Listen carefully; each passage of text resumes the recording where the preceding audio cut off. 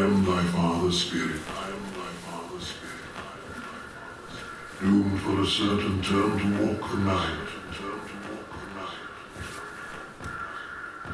And for the day confined to fastened fires. To the foul crimes done in my days of nature are burnt and purged away. I woke up from another dream tonight into an empty memory. I guess I make what you could call experimental hip-hop, or some people might call it art rap. I don't really have any formal training. I started writing songs around, 9, 10 years old, probably because my older sister was in bands, and so I just kind of emulated her, and my whole family was kind of musical, so I guess it was just something very normal to me. I started my first band when I was 11. Played a couple shows at community centers, and then it wasn't until I was about 14 that I started rapping and accumulating the equipment to make beats and to DJ and stuff like that.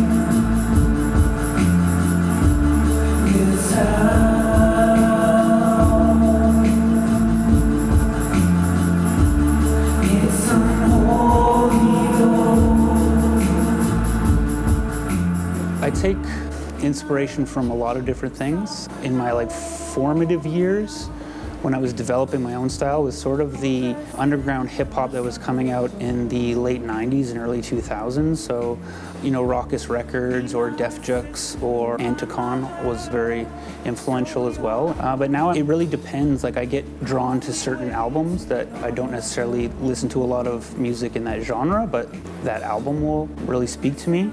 I also think a lot about film when I'm making my music. I'm very interested in slow cinema right now, and I think about that a lot and the themes that go on in those films when I'm making my music nowadays as well. Another haunted house. It felt as though someone was there. This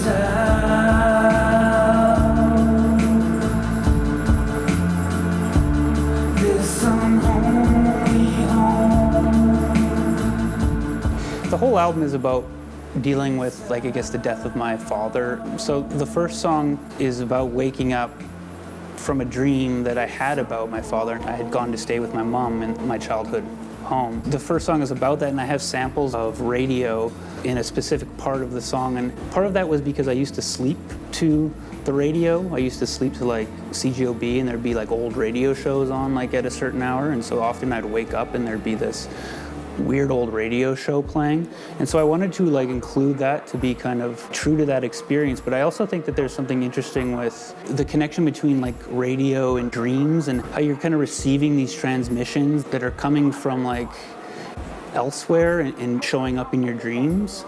And so I was trying to play with that, because I'm waking up from a dream and there's a sample of the radio. Yeah, that's what I think of when I think of that.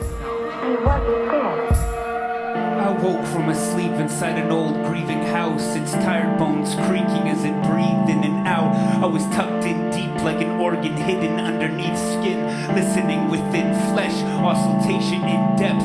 Through walls of sinew, I heard a weary widow sigh heavily and lie her head gently down on a teary pillow. In my ear I could hear the beating of an aching heart, thumping softly somewhere off in the warm and dank and dark. I've woken up but the dream keeps revolving. Time comes undone and repeats the same moment. I'm in the fog of a haunted unconscious. Whose body is this? Am I the son of the father's illness? I could see it, the blood in the toilet. He kept secret to himself. He became thoughtful and quiet, receding somewhere else. Often I would sit with him, not talking, in silence. Not long till I went unacknowledged by him. In a palliative bed bed, the last of them so small and so shrunken. His sunken face is stayed and as still as a mountain. I was in the corner in orbit like a satellite. His corpse a planet, weighing down time and space around it. I can make no sense of it or sort out any sort of meaning. Lost faith in words to form sentences or express feeling. I couldn't interpret my own thoughts in a constant state of shock. Couldn't follow anything long enough to give shape to the chaos. I was lost in forgotten dreams and screen memories. In the age of disruptions to subjective identity. Rootless with no future, a settler on unsettled land. Overwhelmed with the hopelessness and the void that is what I am. Penniless and broken with no friends and nowhere to go but back to a home that is no longer a home anymore. Where there's ghosts in the halls that whisper my name as we walk by each other on separate planes. And the sky stretches out infinitely. When I was like 11, 12, 13, like the music that was on the radio was sort of like the post-grunge stuff. It was very, very depressing. I liked hip-hop because it was talking about very difficult things and the difficult situations that people were living through, but it did it with an attitude that I'm going to persevere through this. I also like the fact that on hip-hop albums there can be a lot of different textures, whereas like on a rock album most songs are just the guitar, the bass and the drum and the vocals, and that's every song. But on a hip-hop record you can have brass, you can have piano, you can have strings, you know, and it can be different every song, and I was drawn to that for sure. Underneath some bright distant star, phantasmagoria,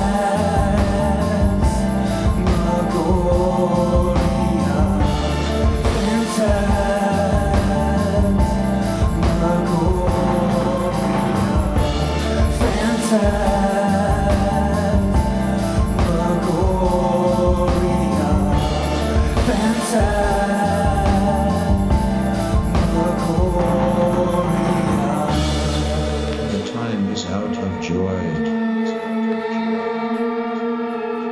Oh cursed sprite, that ever I was born to set it right. Seasons change, mad things bring your brain, but it don't stay the same. It don't stay the same. Seasons change, mad things bring your brain, but it don't stay the same. It don't stay the same. Seasons change, mad things bring your brain, but it don't stay the same. It don't stay the same.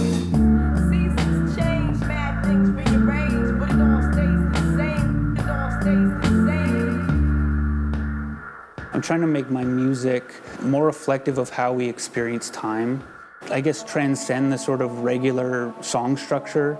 I'm not interested in verse, chorus, bridge, chorus, so I try to break that down and try to tell narratives that like start in the middle, then come back to the beginning and end up somewhere else. And then I'm trying to also create more room and space. A desolate city road. Winter evening, a bus approaches on a barren street where we rarely see anybody but ghosts. Always ask for a transfer, avoid eye contact from both sides of the aisle.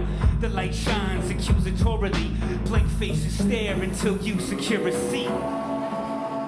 I'm becoming very interested in kind of like creating new pieces of music for every performance I do, especially locally, because I have some friends who are more into kind of like sound art and noise stuff. Every show they do is something completely new, and I think that's a really cool idea, so I'm trying to emulate that. Are they even human?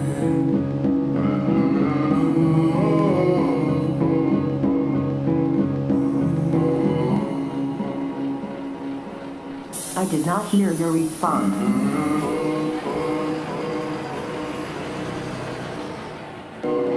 I blew hot air on the window and rubbed the side of my fist against it in a circular motion so I could watch scenes from the street flash by, but couldn't catch much cause it was dark outside. But saw my own eye reflected in the dirty glass. Took a second to recognize who was staring back, not knowing where we were going. For a moment I figured out, after slightly panicking, this bus is two different routes. There is, alas, no progress. No, these are older repetitions. As it is with editions of past worlds, so it is with those of future worlds. Only the chapter of bifurcations remains open to hope. all, we could have been here, we are somewhere else. He embarked with such fucking confidence. I never expected to see someone like him on this bus. To his credit, he looked for other spots vacant, but the only one not taken was the one next to me.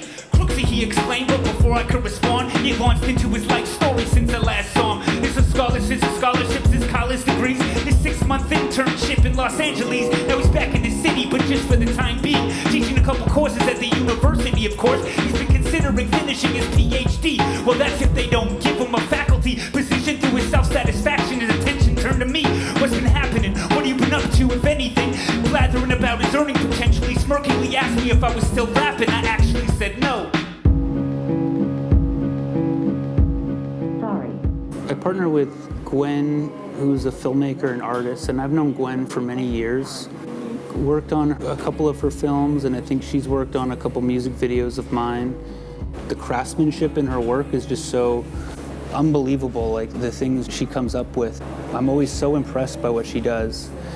I asked her to do this, and we had a couple meetings where we just talked about what we could possibly do. I told her about what I was thinking, and then she would come back with some really great ideas. I sent her sort of the demos I was making of the music so she could get an idea of what it was about. And then she just took some of my suggestions or some of what I was thinking and just took it to a whole new level, and then turned out like better than I ever could imagine. I think when she was telling me she was going to project my face onto a plastic bag, I was like, yeah, okay.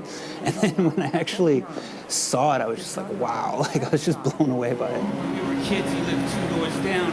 He always had every new toy that came out. His mom was so nice and his house was so clean, with soft carpeting that cushioned your sock feet. Back home had holes in the walls, no doors in the cupboards, and everyone always yelling at each other. Once I ran home with the G.I. Joe in my pocket, hid it under my bed, too ashamed to take it out again. The second song is very like authentic to a real experience that I had. It's, you know, about getting on a bus and running into someone I went to high school with. And I was at a very low place, like not feeling very good about myself and where I was in life, and they were like, you know, feeling very good about themselves, and that experience was almost too perfect. When I pulled the cord at my stop, I thought that would be the merciful end, but instead we got off the bus at the same stop and walked in the same direction. He had recently bought a home on the street that we both grew up on. Moving back to the block my mom still lives on, with his beautiful wife and his 2 children. When he questioned where I was headed, my response was to my mom's to visit her. It was 11:30 o'clock. I'm not sure why I would admit I was living there. Pitch black in the hall with the glow that spills from the crack underneath her door. I tiptoe real slow up the stairs. She is scared I'm a ghost as I float over top the creaky floor. It's not very often you have those like experiences that are kind of so artful in themselves. As a complete piece, like I was trying to deal with like the ghosts of where I am now and where I wanted to be as a youth.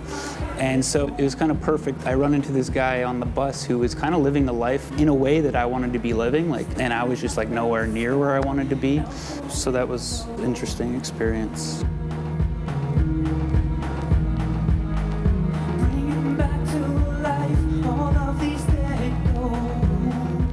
I was telling my friend about that the other day, and it's a funny story now, you know, now that I've lived through it, I can tell it and laugh. And I try to come across with a little bit of that humor in part of the song, because I think anything, you have to have humor.